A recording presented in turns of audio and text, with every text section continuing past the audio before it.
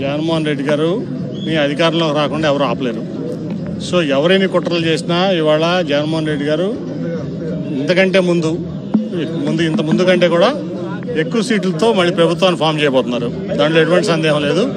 కాబట్టి ఇటువంటి కుట్రలు, ఇటువంటి కుటీల రాజకీయాలు ఇవన్నీ కూడా ఆపితే మంచిదని చెప్పి నేను అందరికీ, ఎవరైతే ప్రతిపక్షాలు ఉన్నారో వాళ్ళందరికీ కూడా నేను మనవి చేస్తాను.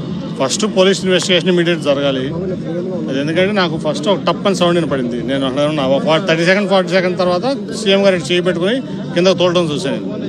నేను ఇంకా ఇదైందనుకుంటే ఈ లోపు దెబ్బ వెళ్ళి పక్కనే వెల్లంపల్లి గారికి కూడా కంటికి చాలా తీవ్రమైన గాయం అయింది. వాళ్ళ ఇది చాలా తీవ్రమైన పరిణామం, మామూలు పరిణామం అట్లాగే ఉంది కదా. ఇప్పుడు నేను అనుకుంటా ఏంటంటే, ఇప్పుడు వివేకానంద స్కూల్ ఉంది పక్కన, టార్గెటెడ్గా చేయకపోతే అది జరగదు. అది కంపల్సరీ ఏదో కుట్ర ఉంది దీంట్లో. లోకేష్ 600 మందిని హైర్ చేసుకుని ఒక 4 ఏళ్ళ నుంచి ఇదే పనిలో ఉన్నాడు. సోషల్ మీడియాలోనే బతుకుతున్నాడు అతను.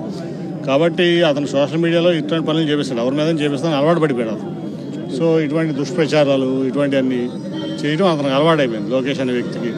ఇది ఖచ్చితంగా కూడా ఇమీడియట్గా చాలా తీవ్రంగా పరిణమించి మేము ఇక్కడే కాదు ఢిల్లీలో కూడా ఎలక్షన్ కమిషన్ మేము దాన్ని రిప్రజెంట్ చేస్తాం. ఆయన ప్రజాదరణ, జగన్మోహన్ రెడ్డి గారి ప్రజాదరణ వాళ్ళు ఎవరు కూడా తట్టుకోలేకపోతున్నారు.